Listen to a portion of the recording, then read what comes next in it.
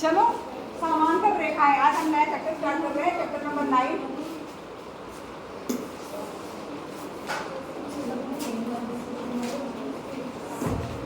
समांतर रेखाएं। अब यहाँ ध्यान दो, नाम है समांतर। समांतर का मतलब क्या होता है? समान धन अंतर। समांतर का क्या मतलब हुआ? समान धन अंतर। समान धन अंतर का मतलब हुआ समान अंतर। ठीक है, अगर किसी के बीच में समान अंतर यानी समान एक जैसा गैप है तो वो क्या कहलाएंगे? समानांतर कहलाएंगे। अब समांतर हम किसकी बात कर रहे हैं? रेखाओं की बात कर रहे हैं। तो यानी कि दो रेखाओं की यहाँ पे बात होगी। अगर मान लीजिए कोई दो रेखाएं, ये मान लीजिए हो गई, एक रेखा आपकी यह हो गई और एक रेखा एम है। ठीक है, ये रेखा समझ रहे हैं? रेखा का मतलब है दोनों तरफ से जिसको बढ़ा, इसको क्या बोलते हैं? रेखा।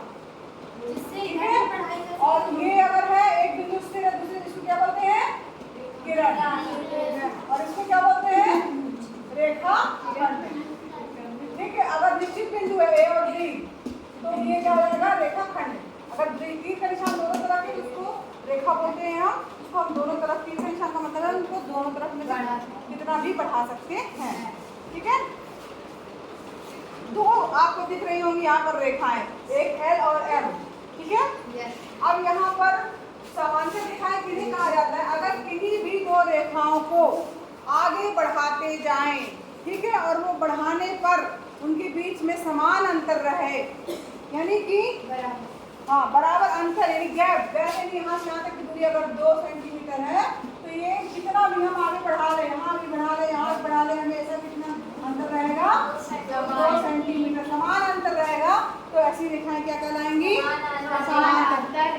समांतर रेखाएं। ठीक है, और इसके अलावा क्या कि उनको बढ़ाने पर कभी भी वो एक दूसरे को प्रतिच्छेद, अगर मान लीजिए ये रेखाएं, ठीक है, दूसरी रेखा ये है, ये क्या समांतर रेखाएं हैं? क्यों नहीं है? क्योंकि ये मान लीजिए ए है, ये बी है, ये समांतर रेखाएं नहीं है। क्यों? क्योंकि इनके बीच में अंतर समान नहीं है, पहली बात। तो दूसरी बात क्या, इनको आगे हम अगर बढ़ाएंगे, है ना, तो ये कहीं ना कहीं आके एक दूसरे को क्या कर देंगे? काट देंगे या प्रतिच्छेद कर देंगे। ठीक है, तो समांतर रेखाओं का गुण कहा जाए तो दोनों रेखाओं के बीच में समान अंतर होना चाहिए और उनको बढ़ाने पर वो एक दूसरे को कभी भी प्रतिच्छेद नहीं करेंगे। ठीक है, ऐसी रेखाओं को क्या कहा जाएगा? समांतर रेखाएं कहा जाएगा। ठीक है, अब यहाँ पर इसके प्रगुण दिए हुए हैं। यहाँ नियम भी परिभाषा आपकी किताब में दी हुई है कि यदि एक ही तल में स्थित दो रेखाएं दोनों ओर बढ़ाने पर कहीं पर ना मिले तो वे समांतर रेखाएं कहलाती हैं। अर्थात एक ही तल में स्थित दो समांतर रेखाओं के बीच की लंबवत दूरी यानी समान होती है, यानी कि उनके बीच में अंतर क्या होता है? समान होता है, इसलिए उनको समांतर रेखाएं कहा जाता है। अब यहाँ पर नेक्स्ट हम एक उदाहरण देख रहे हैं। एक ही रेखा, मान लीजिए एक रेखा ये एल है, ठीक है, ये क्या दिया हुआ है? एम। अगर मान लीजिए इस रेखा के समानांतर एल, अच्छा समानांतर रेखा का चिन्ह देखो, ये दो रेखाएं होती सीधी रेखा, एक समांतर रेखाओं के निशान को दिखाती है। क्या पड़ा जाता है? एल समानांतर एम। ये चिन्ह किसका है? समांतर। ठीक है, एल समानांतर एम। तो यहाँ पर एल रेखा एम के समानांतर है और एल रेखा जो है वो मान लीजिए एम, एम समानांतर है एम। दो रेखाएं हमें दी है, एक एल समानांतर है एम के और एक रेखा दी है एम समानांतर है एन के। ठीक है, 3 रेखाएं अगर दी हैं और ये अगर ये एल एम के समानांतर है और एम एन के समानांतर है तो एल और एम भी परस्पर क्या होती है? समानांतर होंगी। ठीक है, ये नियम है कि अगर एक रेखा के समानांतर ये दूसरी रेखा है और इस दूसरी रेखा के समानांतर या इस रेखा के समानांतर ये, तो वो भी परस्पर ही क्या होती है? समानांतर होती है। देखिए आपकी बुक में पेज नंबर 224 पे दिया भी हुआ है, एक ही रेखा के समानांतर दो रेखाएं परस्पर समानांतर होती हैं। ठीक है, ये निष्कर्ष। अब इसके बाद एक निष्कर्ष और आपकी बुक में दिख रहा है, एक ही रेखा के समानांतर दो रेखाएं परस्पर प्रतिच्छेद नहीं कर सकती हैं। अगर एक ही रेखा के समानांतर दो रेखाएं हैं बेटा काम बंद करिए, फिर समझ में नहीं आएगा, फिर आप बोलो कि मैं समझ में नहीं आती। एक ही रेखा के समानांतर अगर दो रेखाएं हैं तो वो एक दूसरे को कितना भी बढ़ा लो, तीनों को कितना भी बढ़ा लो, वो कभी भी एक दूसरे को प्रतिच्छेद नहीं करेंगे। नियम ही है, समांतर रेखाओं का नियम क्या है? अंतर समान, प्रतिच्छेद कभी नहीं। अंतर समान, प्रतिच्छेद कभी नहीं। दो चीजें आप ध्यान रखिए, समांतर रेखाएं किसे कहा जाएगा? दो रेखाएं समांतर रेखाएं कहलाती हैं अगर उन्हें बढ़ाने पर वो कभी भी एक दूसरे को प्रतिच्छेद नहीं करें एवं उनके बीच में सदैव समान अंतर होता है, तो ऐसी रेखाएं क्या कहलाती हैं? समांतर रेखाएं कहलाती हैं। ठीक है, अब प्रश्नावली 9A में आइए, अभ्यास 9A।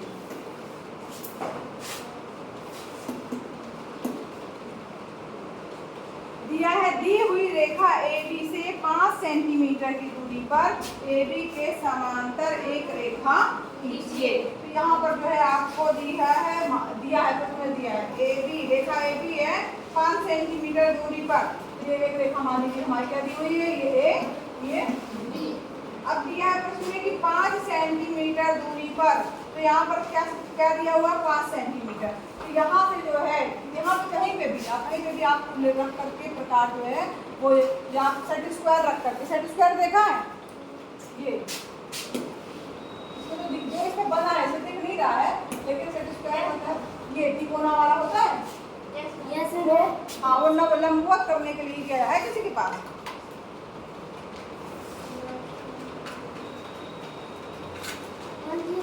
हाँ, यही बना। अब इसमें करना क्या है आपको? निश्चित रूप से दिया गया है 5 सेंटीमीटर दूरी पर जो है वो आपको एक रेखा खींचनी है। यहाँ पे आपको इस लाइन पे रखना है और 5 सेंटीमीटर यहाँ से देखिए दिया गया 1 2 3 4 5, यहाँ पर 5 यहाँ आ रहा है, लेकिन चूंकि ये बड़ा है तो हम मान के चल रहे हैं कि 5 सेंटीमीटर यहाँ आ रहा है।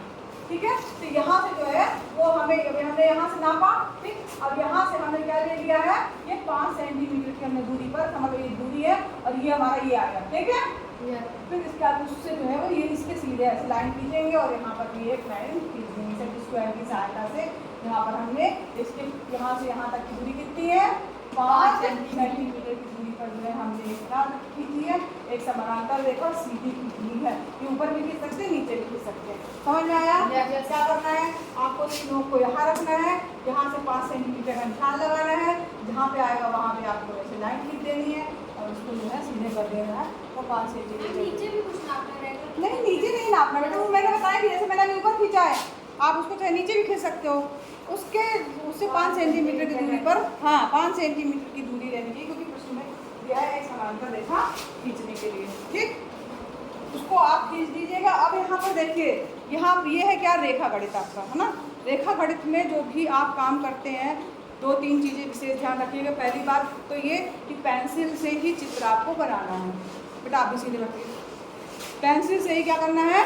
चित्र बनाना है। और पेंसिल छिली हुई होनी चाहिए, नोकदार पेंसिल का प्रयोग करना है। ठीक, इसकी गलती नहीं करना। कई लोग मोटे पेंसिल से बना देते हैं, फिर पॉइंट कहीं और आता है, चाप कहीं और आता है, तो दिक्कत होगी। तो पेंसिल से चित्र बनाना है। सारा नामांकन ABCD जो भी आप कर रहे हैं या लिख रहे हैं वो सब पेंसिल से ही होना चाहिए। ठीक है, और पतली नोक वाली पेंसिल का यूज़ करना है। दूसरी चीज़, जो भी आप करते हैं इसमें रचना के चरण भी होते हैं। जो आप रचना कर रहे हैं, जो भी आप कर रहे हैं, अगर ऐसा क्वेश्चन आया तो आप खाली चित्र नहीं बनाएंगे। इसके अलावा आपने जो जो किया है उसको आप रचना के चरण में लिखेंगे। रचना के चरण, रचना के चरण करके पॉइंट बना के लिखना है। सर्वप्रथम हमने एक रेखा जो है AB खींची। ठीक है, अब AB से पहला पॉइंट है, सर्वप्रथम हमने एक, जो मैं बोली नोट करना है, मैं लिख नहीं रही हूँ। सर्वप्रथम हमने एक रेखा AB खींची। उस रेखा AB से 5 सेंटीमीटर की दूरी पर सेट स्क्वायर की सहायता से निशान लगाया।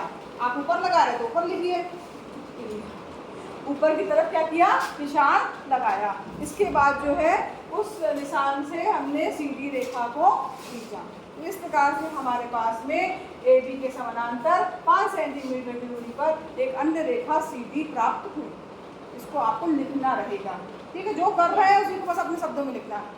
ठीक है, याद करने की जरूरत नहीं, जो कर रहे हैं बस उसको अपने शब्दों में लिखना है। चलिए आगे बढ़ते हैं। नेक्स्ट क्वेश्चन है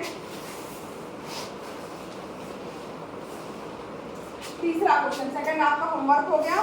तीसरा क्वेश्चन दिया है, एक चित्र बना हुआ है। चित्र कैसे बना हुआ है आपका? ऐसे बना हुआ है ना, ऐसे बना है। फिर ये एक ये लाइन है और एक ये लाइन है। ये ए है, ये एफ जी है, ये डी है और ये क्या है? ठीक है। अब यहाँ पर ये और ये दिखा दिया। पार्श्व चित्र एबीसी के आधार बीसी के समानांतर डीई और एफजी रेखाखंड खींचे गए। मतलब ये जो दी हुई है रेखा बीसी रेखाखंड, इसके समानांतर ये और ये है, ठीक है, खींचे गए। इस निम्नलिखित के उत्तर दिए। कितने समलंब हैं और कितने त्रिभुज हैं? कितने समलंब हैं और कितने त्रिभुज हैं? कोई बता सकता है कितने त्रिभुज है? पहले तो ये बताइए। एक त्रिभुज है।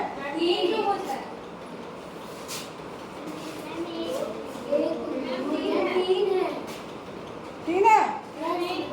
एक है।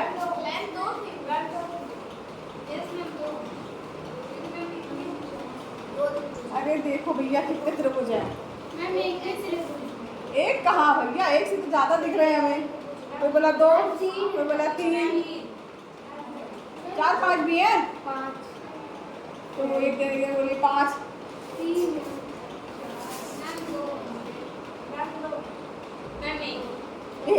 2, 3 तुम्हारे साथ 3 बता सकती कौन कौन से? ए बी सी ये एक त्रिभुज, ये ठीक। दूसरा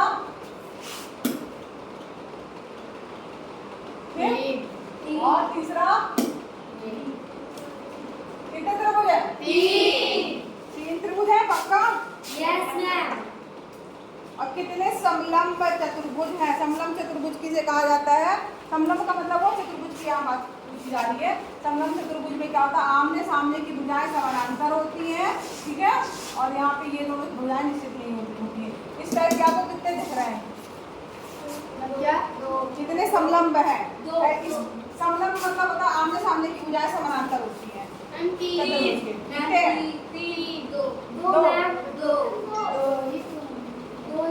सामने है। ध्यान दो। कितने हैं? 3 की 2 है मैम। ध्यान दो। 3 बता रही हो? बता सकती कौन कौन से? हाँ बताओ। किसमें ऊपर? इसमें बताओ। इस पूरे चित्र में आपको कितने समलंब चतुर्भुज दिख रहे हैं? 3 चतुर्भुज। हाँ चतुर्भुज, इसमें समलंब लिखा हुआ है। समलंब का हुआ चतुर्भुज के लिए लिखा गया है 5।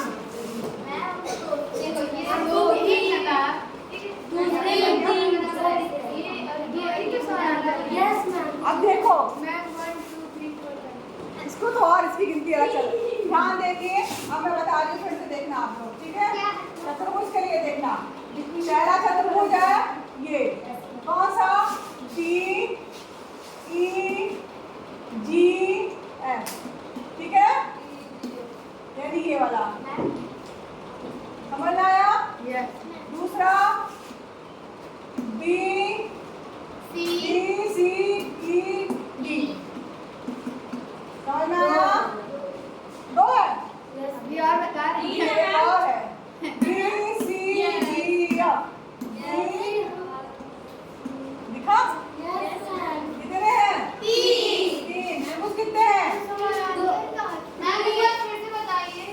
फिर से बताएं। देखो बता रहे ना, देखो ये दिया है, ये तीनों जो है आपस में समानांतर है। अब चतुर्भुज खोजना है हमें। 1 2 3। बड़ा वाला इसको हटा दो तो ये भी तो वही हुआ। आया समझ में? ये नाम लिखे हुए हैं। त्रिभुज की अगर हम बात करें कितने त्रिभुज है? पहला त्रिभुज बताओ भाई, ए बी सी, बड़ा वाला हमने ले लिया। दूसरा त्रिभुज क्या है? A B C. तीसरा त्रिभुज क्या है? A F G. ये त्रिभुज है और वो समलंब है, ठीक है? समझ में भी आ गया? कहाँ पे बेटा डबल निकाल? अच्छा पहले डी फिर उसके बाद डी ई जी एफ, ये एफ है, इसको मिटा देना। समझ में भी आ गया? Yes ma'am. चलो नोट करना, नोट कर लीजिए। इसके बाद भी क्वेश्चन है क्या कि खत्म हो गया? नहीं और है। हाँ, अब इसके बाद क्वेश्चन देखिए।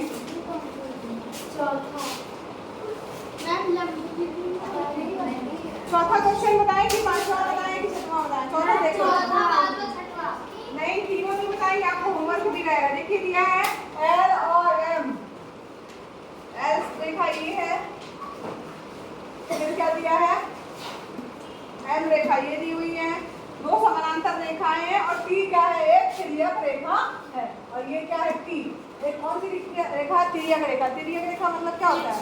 तिरछी रेखा, ठीक है, जो इनको काट रही है। यदि एंगल 1 2 3 4 दिया, 1 2 3 4, फिर क्या दिया है? 5 6 7 और ये 8, ठीक है, 7 दिया। अब यहाँ दिया है यदि एंगल 130 डिग्री है, ये दिया है 30 डिग्री है, शेष कोण और के मान ज्ञात करना था और सभी कोणों के मान हमें ज्ञात करना है। अब इस सभी कोणों के मान कैसे ज्ञात करेंगे? बता सकता है? देखो, आपको 2-3 नियम पता होंगे। क्या? पहली बात कि सम्मुख कोण, अगर दो प्रतिच्छेदी रेखाएं हैं, पहला नियम है कि अगर दो प्रतिच्छेदी रेखाएं हैं तो उनके सम्मुख कोण क्या होते हैं? बराबर होते हैं। यानी ये वाला कोण इसके बराबर होगा, ये वाला कोण इसके बराबर होगा, ठीक है? सबको समझ में आ रहा है? चलो, और इसके बाद और है समांतर रेखाओं के लिए भी एक नियम है कि अगर समांतर रेखाओं को कोई तिर्यक रेखा प्रतिच्छेद करती है तो उनके जो है वो संगत कोण भी बराबर होते हैं। संगत कोण किसे कहा जाता है? यहाँ पर देखो, ये संगत कोण कहलाती है। ये एक और ये यहाँ पे मान लो ये वाला कोण है, ये वाला कोण संगत कोण कहलाता है, ठीक है? और कौन सा कोण संगत कोण कहलाएगा? ये वाला कोण, ये वाला कोण संगत कोण कहलाते हैं। लेकिन हमें इसकी ज्यादा जरूरत है नहीं। चलिए, ये कोण 30 है, दिया है, क्या दिया है? एंगल 1 बराबर 30 डिग्री, तो एंगल 3 बराबर भी क्या हो जाएगा? 30 डिग्री। ये 30 है तो ये भी 30 होगा? होगा? क्यों? सम्मुख कोण बराबर होते हैं। सम्मुख कोण है ये, सम्मुख कोण, ठीक। अब ये यहाँ पे आपको एक रेखा दिख रही है, एंगल 1 और एंगल 2 का योग कितना होगा? एंगल 1 प्लस एंगल 2 बराबर 180। कौन सा कोण है भैया? ये एक सीधी लाइन बन रही है, कौन सा कितने डिग्री का कोण होता है? 180 का होता है। सीधे बैठो, 180 इसका कोण। ये कौन सा कोण होता है? पूरा। तो एंगल 1 और एंगल 2 कितना जाएगा? 180। एंगल 1 का मान कितना है? 30। तो एंगल 2 बराबर क्या हो जाएगा? 180 माइनस 30। बताइए कितना आ गया? 150, ठीक है? अब ये समझ में आया सबको? नहीं समझ में आया? अरे, एक सीधी रेखा के कोण को ऋज कोण कहा जाता है। इसका मान कितना होता है? 180 डिग्री होता है। अब यहाँ पे एंगल 1 है, ये एंगल 2 है, तो इन दोनों का योग कितना होगा?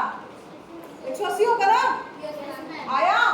दो कोण है ये, जैसे मान लीजिए ये कोई भी है, इस पूरे कोण को 180 डिग्री का कोण कहा जाता है। ये पता है? इसको ऋज कोण भी बोला जाता है। क्या बोलते हैं? ऋज कोण, ऋज कोण बोला जाता है, ठीक है?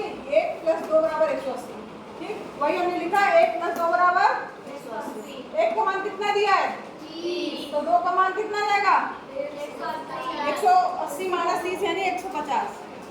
समझ में आया? आया? नहीं आया? क्यों कर रही हो? ये नहीं समझ में आया। ये 1 + 2 बराबर कितना होगा? इस पूरे कोण का मान कितना होता है? 180।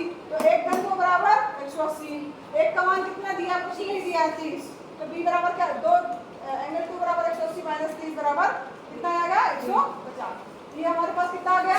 150। ये कितना आया है? 30। ये 150 है तो ये भी कितना होगा? एंगल 4 कितना जाएगा? 150। क्यों होगा? अभी आप लोग बताइए। आमने सामने की कोण है, सम्मुख कोण है। एंगल 2 बराबर एंगल 4 बराबर कितना जाएगा? 150। क्यों? सम्मुख कोण। यहाँ लिखेंगे क्वेश्चन में सम्मुख कोण है। आया समझ में? आ गया? अब ये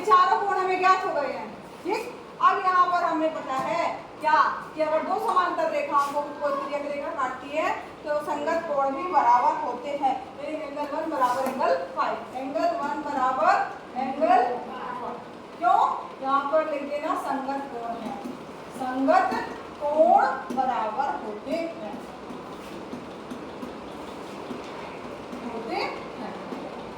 कारण क्या लिखेंगे? एंगल 1 बराबर एंगल 5, एंगल 1 और एंगल 5 तो ये कितना हो जाएगा? एंगल 5 बराबर कितना हो जाएगा? 30 डिग्री, 30 हो जाएगा। ये 1 और 5 बराबर ये कितना आएगा? 30। ये 30 है तो ये वाला कितना होगा? 30। सम्मुख कोण है एंगल 5 बराबर एंगल 7 बराबर 30। क्यों? सम्मुख कोण है, सम्मुख कोण। ठीक है, समझ में आ रहा है? Yes ma'am. चलिए फिर आगे और बढ़ते हैं। अब हमको कौन सा 6 और 8 बचा? अब इसको भी इसी तरह ज्ञात कर लीजिए, या इसको भी आप डायरेक्ट भी लिख सकते हैं एंगल 2 बराबर एंगल 6, क्योंकि ये भी संगत कोण है। ठीक, एंगल 2 बराबर एंगल 6, एंगल 2 बराबर एंगल 6 बराबर कितना हो जाएगा? 150। क्योंकि ये भी क्या है? संगत कोण है, संगत कोण है। ये और ये भी बराबर होंगे, संगत कोण है। Yes ma'am. ठीक, तो ये दोनों 150 हो गए। अब ये 150 आ गया तो इसके सामने वाला कोण कितना होगा? 150। तो एंगल 6 बराबर एंगल 8 बराबर 150। क्यों? क्योंकि ये नहीं, ये सम्मुख कोण है, सम्मुख कोण। आया समझ में? नहीं आया? अब फिर से समझो, जो लिखा है उसको वैसे का वैसे नोट कर लेना, लेकिन समझ के लो। ये कोण दिया है 30, ठीक, तो ये दोनों का मान कितना होता है? 180। 180। तो ये वाला कोण कितना हो जाएगा? 180 माइनस 30, है ना? ये कितना आ गया हमारा? 150। अब क्योंकि सम्मुख कोण क्या होते हैं? बराबर होते हैं, तो ये कोण इसके बराबर होगा तो 3 कितना आ गया? 30। क्योंकि ये 30 है तो ये भी 30 होगा। ये 150 आया तो ये वाला भी कितना होगा? 150। ठीक, फिर हमने एक प्रमेय पढ़ी है कि दो समांतर रेखाओं को कोई तिर्यक रेखा काटती है तो संगत कोण क्या होते हैं? बराबर होते हैं। यहाँ पे लिखिएगा संगत कोण बराबर होते हैं। तो ये एंगल 1 भी कितने और एंगल 5 क्या हो जाएगा? बराबर होंगे। एंगल 1 और एंगल 5 कितने जाएंगे? बराबर। ये 30 है, कितना जाएगा? 30। उसी तरीके से ये वाले संगत कोण भी तो बराबर होंगे, एंगल 2 बराबर एंगल 6, 150। तो भी 1 2 और ये 6 भी बराबर होंगे, क्योंकि ये भी क्या है? संगत कोण है, संगत कोण है, तो ये भी 150 हो जाएगा, 6 भी। ठीक, अब ये 30 है तो ये वाला भी 30, ये वाला 150 तो ये वाला भी 150। क्यों? क्योंकि ये समान है। आमने सामने के कोणों को क्या बोलते हैं? सम्मुख। सम्मुख, सामने है मुख जिनका, सम्मुख। ठीक है, यस मैम। मुख यानी मुख जिसका आमने सामने वो बराबर। ये आ गया तो ये आ जाएगा, ये आ गया तो ये आ जाएगा। ठीक है, तो इस तरह से हमने सारे कोणों को ज्ञात कर लिया और केवल हमें कितना कोण ज्ञात था? एक कोण ज्ञात था, लेकिन सारे कोणों को ज्ञात कर लिया। चलिए इसमें क्वेश्चन नंबर आप 5वां कर लीजिएगा। ठीक है, वो आपका होमवर्क है, दूसरा और 5वां आपका होमवर्क है।